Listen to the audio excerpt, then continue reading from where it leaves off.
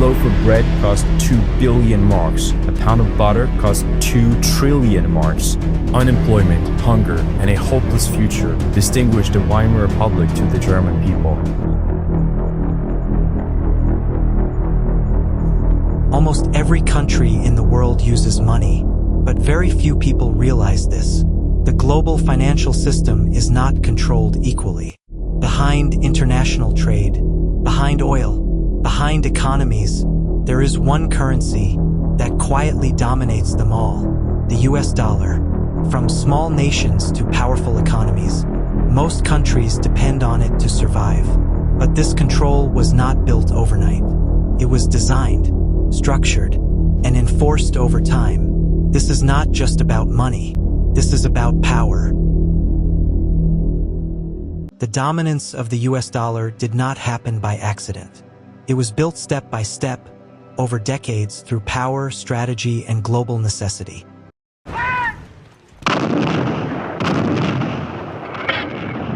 After World War II, the global economy was shattered. Countries were weak, currencies were unstable, and international trade was collapsing. The world needed a system it could trust, a standard that could bring stability back to global finance. That is when the United States stepped forward. All right, let's move on. I'm going to move on. Mr. President, I have to move on to the next question. They said the stock market will... At the time, the U.S. held the largest gold reserves in the world. Its economy was strong, its influence unmatched. So a new system was created. The U.S. dollar would be backed by gold, and other countries would link their currencies to the dollar. This made the dollar the center of global trade. It became the currency that connected the world. For years, this system worked. The dollar was trusted because it was tied to something real. Gold gave it value. But everything changed in 1971. My years of public life, I have never profited from... The United States made a decision that would reshape the global economy forever. It removed the dollar from gold. Suddenly, the dollar was no longer backed by anything physical. It was just paper. So the question was obvious. Why would the world continue to trust it? Why would countries still use it in global trade? The answer did not come from gold. It came from oil. The dominance of the US dollar did not happen by accident. In 1974, a new agreement was formed. Oil would be sold only in US dollars. Every country that needed oil had to use dollars to buy it. And every country needed oil. This created a powerful dependency. Nations now needed dollars not by choice, but by necessity. This system became known as the petrodollar. It transformed the dollar into the most demanded currency in the world. Even countries that disagreed with the United States had to use it, because without dollars they could not trade. And without trade they could not survive. This is where control begins. Not through war, but through dependency. But controlling trade was only the first layer of power. The real dominance of the US dollar comes from something far deeper. It comes from control over the global financial system itself. Today, most international transactions do not happen in physical cash. They move digitally through banks, payment networks, and financial institutions. These systems connect countries, companies, and economies across the world. But there is one detail most people ignore. A large part of this global financial system is connected to the United States. This connection gives the US something extremely powerful: control.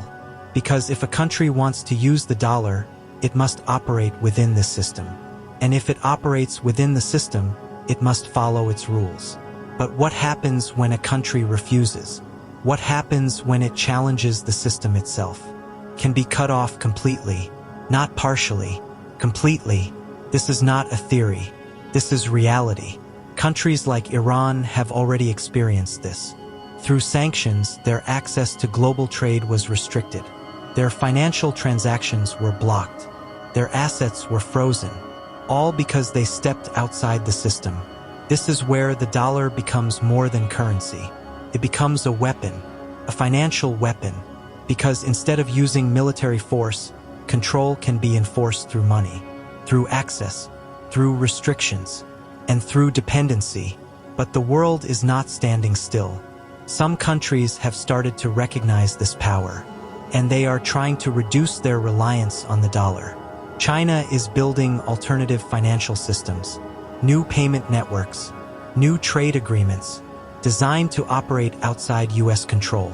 At the same time, countries like Iran are experimenting with selling oil in other currencies, trying to escape the system that limits them. Because the moment a country leaves the dollar system, it also begins to leave U.S. influence. And that is the real threat, losing control. Today, the battle for global power is no longer fought only with weapons or armies. It is fought through currencies. Control the currency, and you control the system. This is why tensions between the United States, China, and Iran are not just political. They are financial at their core. Take oil as an example. A major portion of global oil trade still happens in US dollars.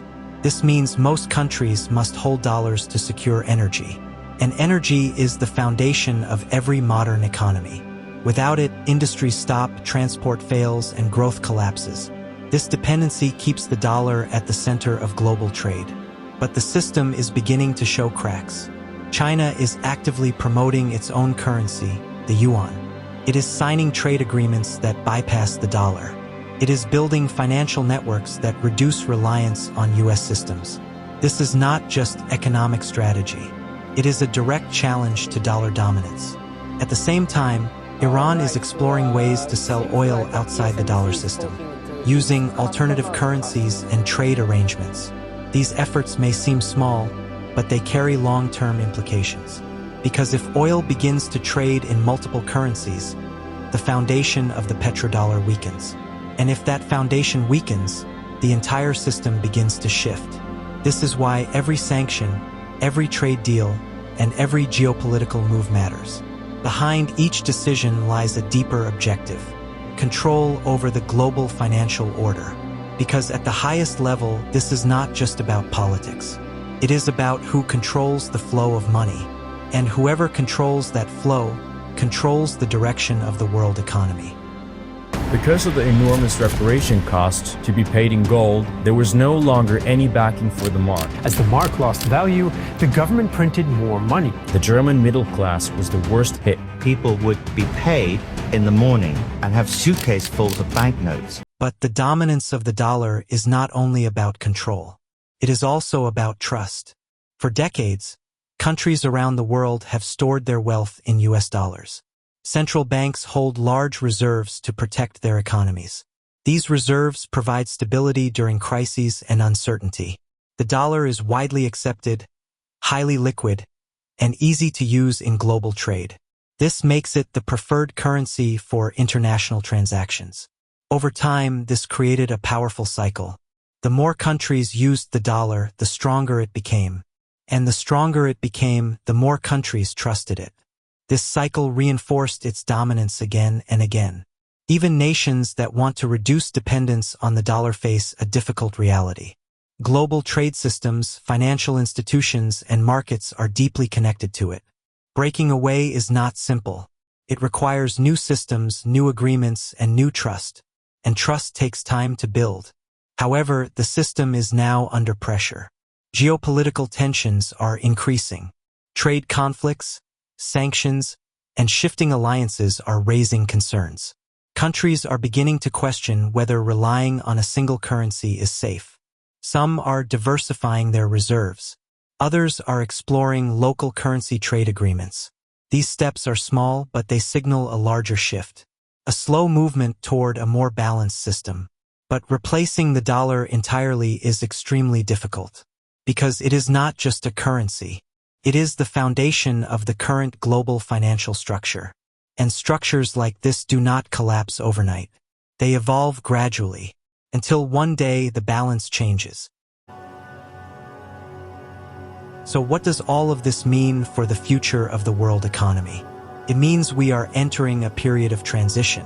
Not the sudden end of the dollar, but the gradual rise of alternatives. A shift from a single dominant system to a more complex global structure. In this new phase, power will not belong to just one currency. Multiple currencies will compete for influence. Countries will have more choices in how they trade and store value. But this shift also brings uncertainty.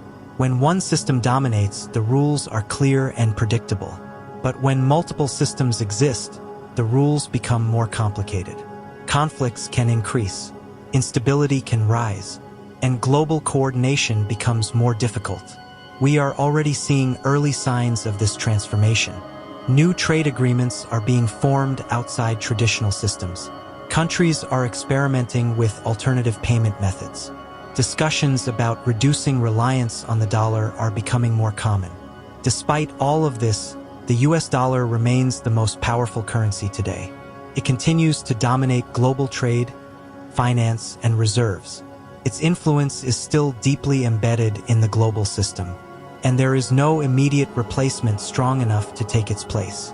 This means the current system is still intact, at least for now. But the question is no longer whether the dollar controls the world. Clearly does.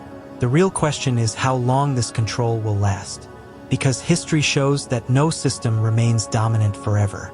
Every system eventually changes. And when this one does, it will not just affect money. It will reshape global power, influence, and the future of economies worldwide.